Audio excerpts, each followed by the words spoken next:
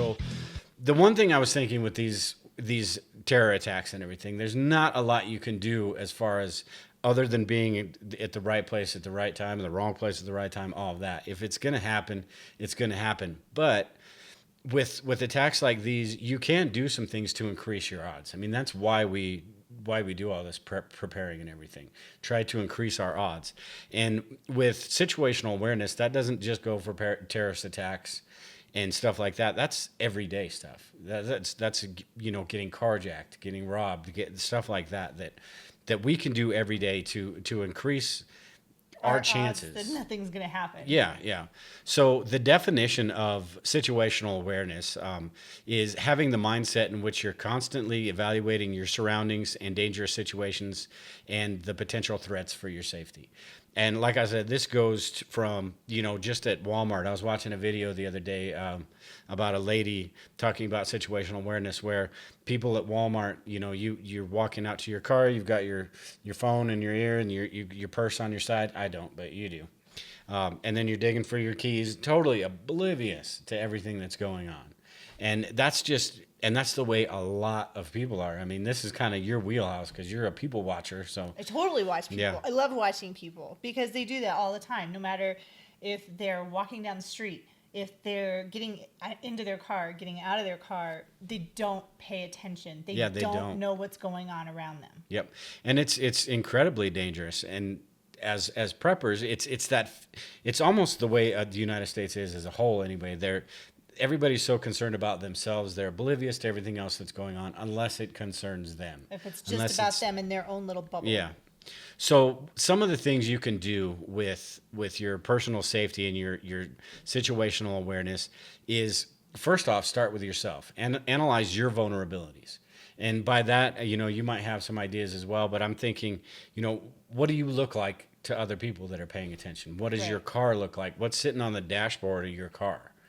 Or in your windows, or somebody walks by your car in the parking in a parking lot or something. What do you have in your car that they can see that's going to give them a reason to either get in your car when you're not there or wait till you get back?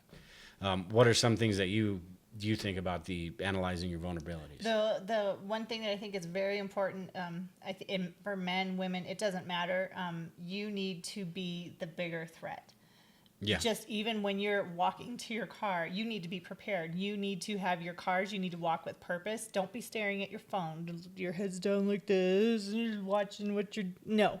You need to be paying attention to what's going on around you. Look and see, watch, are there cars coming? Are there people around you? Sit up straight. And you got to portray that you're a strong person. Because if you portray that you're strong, the likelihood of them coming after you versus going after somebody else, they're probably going to think twice about going after you. But you have to walk with confidence. And I know that might sound silly, but it's true because you're paying attention to what's going on around you. You're aware, you're alert, you're not much of a target. Yeah, and I've got that on here too. It's demonstrate awareness because that can deter an attacker. Because terrorists are no different than the criminals that we have on the streets here. They just have bigger weapons.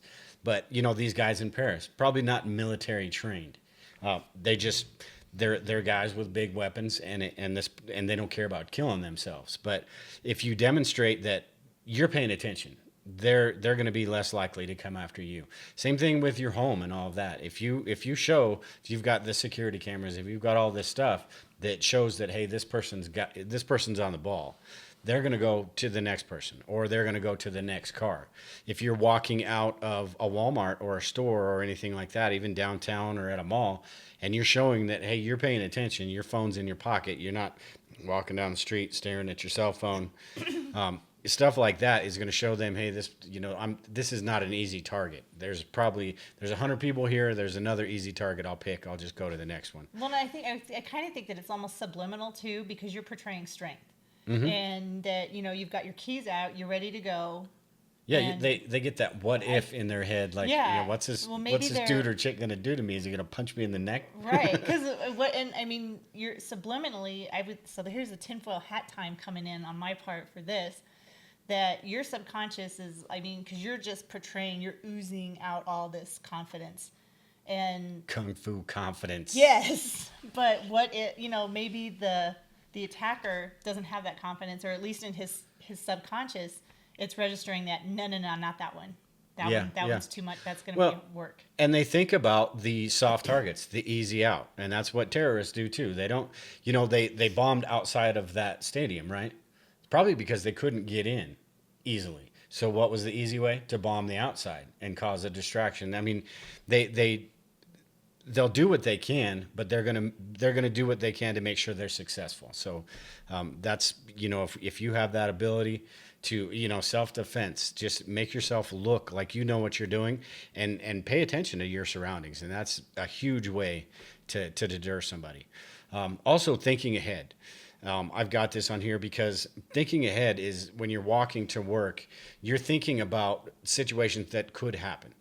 People that are walking by. You're not, there's a difference between paranoid and prepared. You don't want to be walking around staring at everybody going, what is this dude doing? What is this dude doing? But that's really fun. Yeah, but then you're going to be you're going to freak yourself out and you're never going to want to leave. But if you're paying attention, you can kind of give yourself a better chance. And to pay attention, you need to survey your surroundings. And to do this, I mean, it's kind of easy when you're to establish a baseline when you're going the same route to work every day, or say you're walking through downtown, you get off the bus and you walk the same route. You know what the normal is, but you've got to look for, first off, the baseline, and then anomalies. What is different about that situation, and you've got to pay attention to that. And if you're sitting here on your phone every day, you're not paying attention to that. And then what's your plan of action? These are the things you need to think about. What are you going to do if something happens? Sometimes you'll have to think on your feet. Sometimes it's basically taking yourself out of that situation and not being paranoid, but say there is something strange going on. And just saying, hey, you know what? I'm going to stop here for a few seconds, check everything out, let this dude pass or this person pass or see what happens, and then I'll go on my way. Instead of being such a rush that, hey, I got to do this or I got to do that, or you're on your phone, blah, blah, blah, and then all of a sudden somebody's got a gun to your head. So it's just paying attention. Another thing that can be kind of dangerous with that too, and this is what leads to that paranoia thing, is your preconceived notions. Because just because somebody's dressed in a suit doesn't mean they're safe. Just because somebody's got dressed like a preacher. Camo? Well, yeah, just because they're dressed in camo doesn't mean they're a domestic terrorist either. Right. Just because somebody's black doesn't mean they're going to kick your butt. It's stuff like that. There's people that impersonate police officers all the time. So those preconceived notions, and it's crazy how many people will see somebody in a business suit or somebody in with the collar, the clergy, whatever that's called, clergy collar. And just assume, oh, this is a priest, so he's a great guy. I'll sit and talk to him. Or this person's wearing a suit. Give that one show we were watching where the dude had a microphone and a suit. That's it. And they thought he was some kind of reporter. And they're blah, blah, blah, blah, blah, blah, blah. And it's ridiculous what people do. So those preconceived notions, don't let those sway your opinions one way or the other. The last thing I have here is, well, I have a couple things actually. The last one thing I have is the STAND acronym. And this kind of goes through all of this stuff, but it's STAND. The S stands for situational awareness, which is basically what everything we talked about. Tactical advantage. And that's kind of what the T stands for, tactical advantage. That's kind of what I was talking about. It doesn't necessarily mean in military terms, like find the high ground and all of that. But tactical advantage, when you notice an anomaly or something strange, stop. Put yourself in a position that if something does happen, you've got your six covered basically. Stand against the wall and watch everything. That way, nothing's going on behind you. The third is assets on hand. What do you have with you? What can you use? And this is where concealed carry, pepper spray, all of that stuff comes in. This is stuff you have to think about on a daily basis. This is why we do all of this stuff. So what do you have? I think you also have to, you can't rule out things that you might have laying around, because anything can be a weapon, I think. Yeah. Yeah. And that, what is around you. Yeah. If you're in an office building. If I'm in my office building, yeah, you've got a bunch of weapons. I got a bunch of crap. The odds of somebody going in there are pretty slim, but if they do, that's something you really can't take for granted, because it could happen. I got the shocker paddles. Yeah. I would And that's, totally you know, use that on someone's head. as much as you have, as much as prepared as you are, that is a pretty soft target, a Yeah. medical place. Yeah. And you know, these guys don't have morals or anything, basically, so they're going to do what they can. Anyway, the last, or not the last, the N in stand stands for neutralize the threat. And that doesn't necessarily mean take them out. Oh, come That could mean on. taking yourself out of the situation to let that situation pass. But if that's not an option, somebody is coming after you and there's nothing you can do, that's when you've got to have the skills to be able to do that. And if you don't have the self-defense skills, you should at should least get have them. pepper spray. Yeah. And learn the basics, you know, of where to punch somebody, how to neutralize that threat, which kind of goes into the last one, and it's determination. And that's I think one of the most important parts, because you don't just punch somebody and then stop and say, you stay down. You stay down. Yeah, you stay down. I'm going to hit you on. again. You've got to make sure you end it. And that's all there is. By whatever means necessary, you end that threat. That doesn't mean you end them, but it means you end the threat. It's just like any fight that you've ever been in.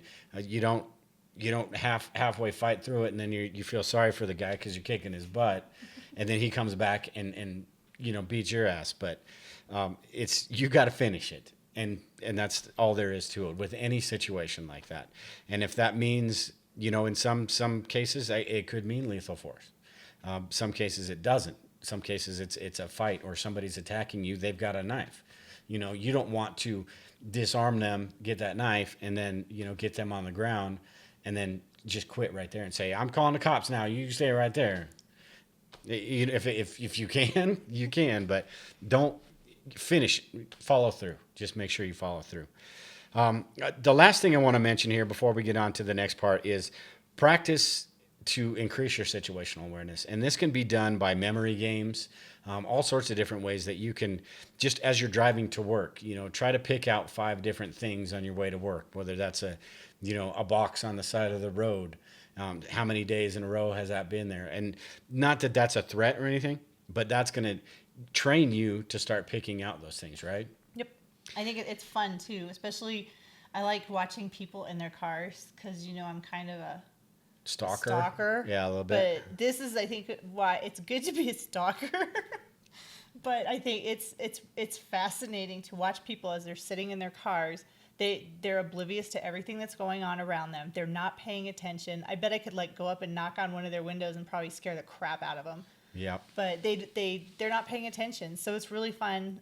You can see people, of course, putting on their makeup, picking their noses, singing. It's entertaining.